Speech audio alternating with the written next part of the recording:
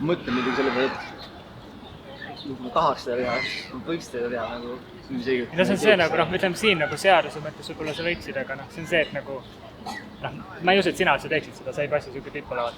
Aga need, kes teevad, on ju, et samamoodi nagu kas siis nagu mitte miski vaata ei ole nagu isegi kui nende jaoks ei ole püha, on ju, eks sa austad nagu seda mingis mõttes, mis on nagu teiste jaoks püha.